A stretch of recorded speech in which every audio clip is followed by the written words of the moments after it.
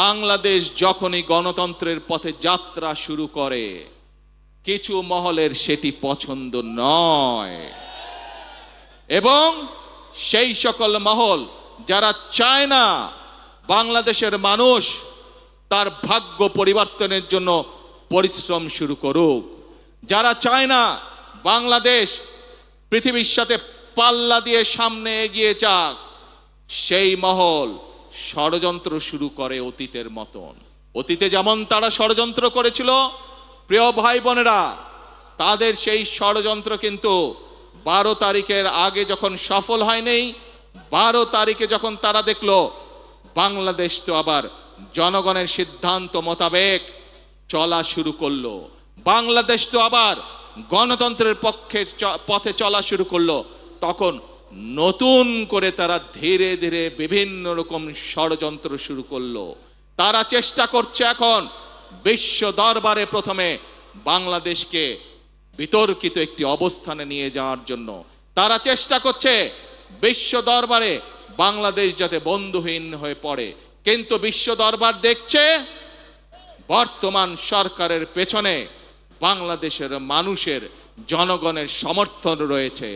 বিশ্ব দরবার দেখছে বর্তমানে বাংলাদেশের যে সরকার, এই সরকার জনগণ দ্বারা গঠিত সরকার।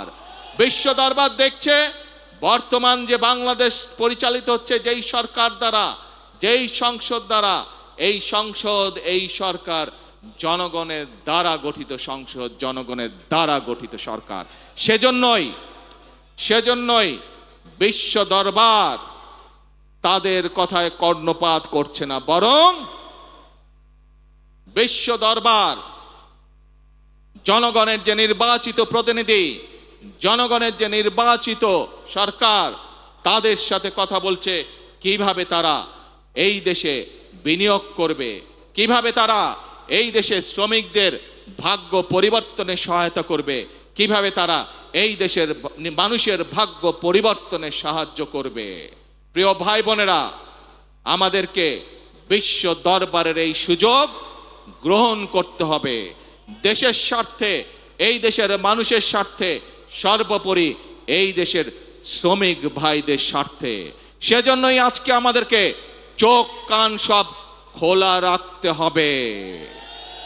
যারা দেশকে বিতর্কিত পর্যায়ে নিতে চায়, যারা দেশে অরাজকতা সৃষ্টি করতে চায়, এরকম যদি কেউ থাকে, তাহলে শ্রমিক ভাই সহ প্রতিটি দেশের প্রতিটি বাংলাদেশি প্রতিটি মানুষের কাছে আমার আহ্বান থাকবে, আপনাদেরকে সজাগ হতে হবে, আপনাদেরকে সতর্ক হতে হবে, আপনাদেরকে জেগে উঠতে হবে, আপনাদেরকে তাদের ষড়যন্ত্র প্রতিহত করতে হবে, জবাব দিতে হবে, যেভাবে আমরা স্বৈরাচারকে 17 বছর ধরে জবাব দিয়েছিলাম।